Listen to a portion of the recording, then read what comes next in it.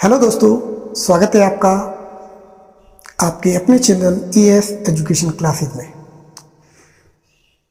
तो स्टूडेंट्स, आज हम इस वीडियो में बात करेंगे Newton's first law of motion, Newton की गति का प्रथम नियम।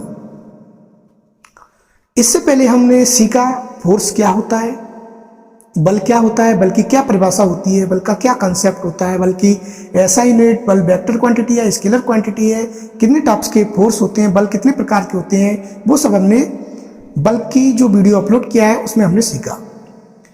उससे पहले हम स्पीड, वेलोसिटी, डिस्टेंस, डिस्प्लेसमेंट ये सब पढ़ चुके हैं। अगर आपने ये वीडियो नहीं देखे हैं तो डिस्क्रिप्शन बॉक्स में मैं इन सब वीडियो की लिंक दे दूंगा, जहां से आप इन्हें देख सकते हैं। तो चलिए हम बात करते हैं इस वीडियो में न्यूटन्स की गति का प्रथम नियम। सबसे पहले मैं आपको बताना चाहूंगा कि जैसा कि आपने देखा होगा, कोई फुटबॉल है वो अपनी जगह पर रखी हुई है, फुटबॉल है वो अपनी जगह पर रखी हुई है। अब क्या वो अपने आप मोशन करेगी, गति करेगी? अपने आप नहीं करेगी। अगर कोई ऑब्जेक्ट चल रही है, मूव कर रही है, क्या वो अपने आप रुक जाएगी? नहीं रुकेगी। क्यों नहीं रुकेगी?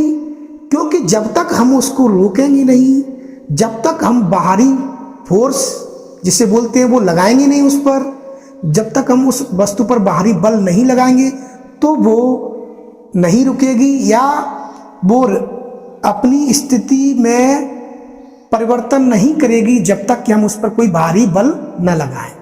जैसे फुटबॉल है, इस फुटबॉल रखी हुई है जमीन पर,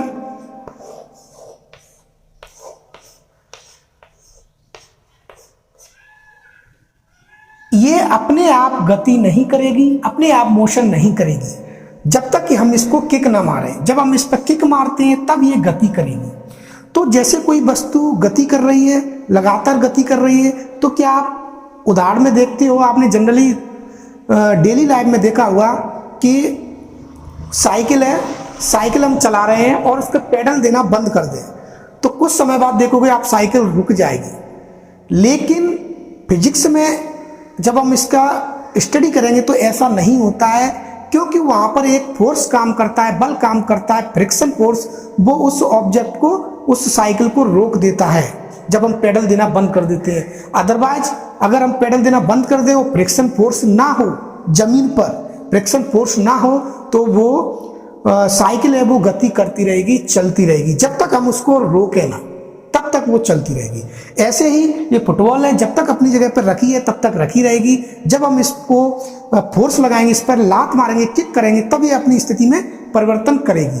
तो कोई भी ऑब्जेक्ट, कोई भी वस्तु होती है वो अपनी स्थिति में परिवर्तन का विरोध करती है, अपनी जो स्थिति में है उसी स्थिति में रहना चाहती है। चाहे वो गति कर रही है तो गति में रहना चाहेगी, चाहे वो रेस्ट स्टेज यानी कि विराम की अवस्था में है तो विराम की अवस्था में ही रहना चाहती है। तो इसको हम बोलते हैं जड़त्व, इनर्शिया, इंग्लिश में बोलते हैं इनर्शिया।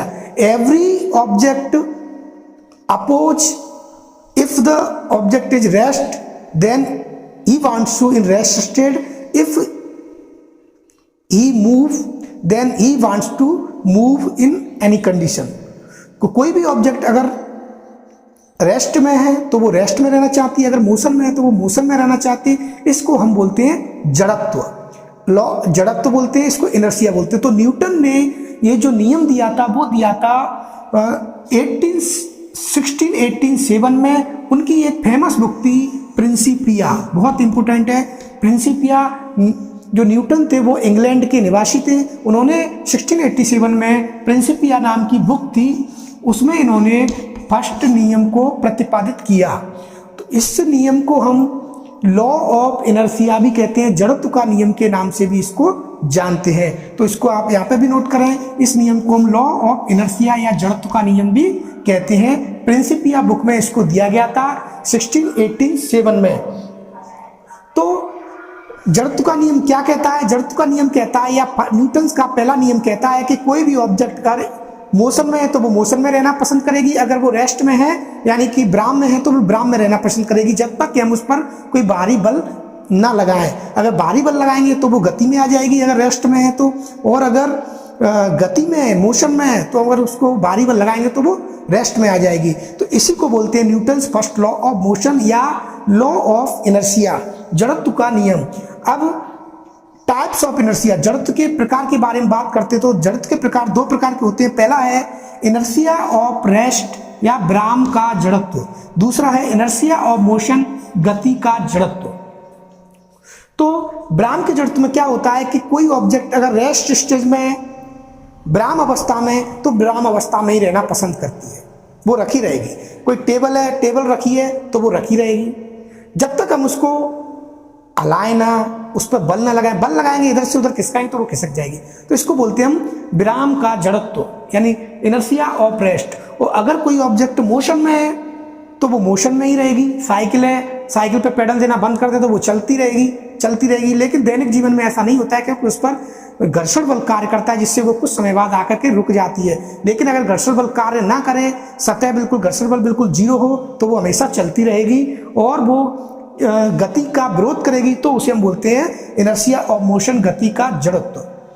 तो दो टाइप्स के इनर्शिया हो गए, जड़त्व दो प्रकार के होते हैं, गति का जड़त्व और विराम का जड़त्व। अब इसकी एग्जाम्पल लेते हैं, Newton's first law of motion की एग्जाम्पल लेते हैं। सबसे पहला एग्जाम्पल है कि जैसे आप बस में बैठे हो और अचानक बस चलने लगती है तो आप क्या होगा, आप पीछे की ओर गिर जाते हो, पीछे की ओर झुक जाते हो। पहला एग्जाम्पल इसका ये है। क्यों झुक जाते हैं? क्योंकि बस जो हमारा ऊपरी हिस्सा है वो तो विराम में रहता है यानी कि रेस्ट में रहता है, लेकिन जो निचले वाले जो हमारे पैर है वो बस के साथ मोशन स्टेट में आ जाते हैं, गति अवस्था में आ जाते हैं। तो बस आगे चलती है तो हमारे पैर आगे चले जाते हैं, बट जो ऊपरी हिस्सा है वो पीछे की ओर धक्का लगता है। पहला एग्जाम्पल इसका ये होगा। दूसरा है कि अगर कोई बस चल रही है, अचानक ब्रेक लगाने से हम आगे की तरफ झुक जाते हैं। क्यों? क्योंकि हमारा जो ऊपरी हिस्सा है, upper part of the body, वो तो रेस्ट में रहता है, लेकिन lower part of the body यानी निचले का हिस्सा है वो बस के साथ मोशन स्टेट में होता है, गति अवस्था में होता है, जिससे बस अचानक ब्रेक लगती है तो हमारे पैर तो रेस्ट स्टेज में आते हैं, लेकिन ये आगे की तरफ झुक जाता है। तीसरा इसका एग्जाम्पल है कि हम जब बस चलती हुई बस से उतरते हैं तो बस की दिशा में भागते हुए उतरते हैं। क्यों? क्योंकि अगर हम बस की दिशा में भागते हुए नहीं उतरेंगे तो हम पीछे की तरफ गिरेंगे, क्योंकि हमारा जो पैर है वो बस के साथ गति अवस्था में होते हैं, ऊपर वाला हिस्सा है वो रेस्ट स्टेज में होता है, विराम अवस्था में होता है, जिससे हम बस की तरफ, बस की दिशा में हमें उतरना चाहिए, अदरवाइज हम गिर जाएंगे। इसका एक और एग्जाम्पल है नंबर 4, वो है जैसे कोई आपके पास एक गिलास है, गिलास में आपने एक कार्डबोर्ड रखा,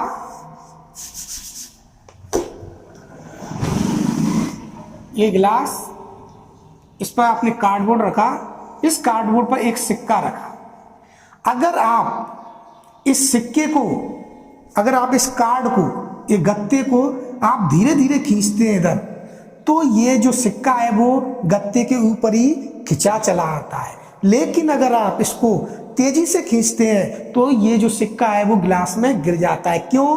क्योंकि ये जो गत्ते के साथ में ये सिक्का, जब हम इसको धीरे धीरे खींचते हैं तो वो गति अवस्था में आ जाता है, लेकिन अगर हम इसको तेजी से खींचते हैं तो वो ये विराम अवस्था में होता है और ये गति अवस्था में नहीं आ पाता है, इसलिए इसके नीचे गिर जाता है।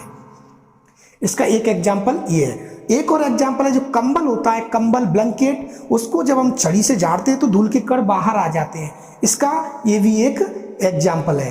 तो ये सब एग्जाम्पल्स डिपेंड करते हैं इनर्शिया पर, जड़त्व पर। तो जड़त्व का नियम आपको समझ में आ गया होगा। अगर आपका कोई क्वेश्चन है इस सब्जेक्ट से रिलेटेड, इस टॉपिक से रिलेटेड, तो आप कमेंट बॉक्स में कमेंट करके पूछ सकते हैं, जिसका जवाब हम तुरंत देंगे। तो दोस्तों इस वीडियो में इतना ही, अगले वीडियो में फिर मिलेंगे, तब तक के लिए जय हिंद, जय भारत।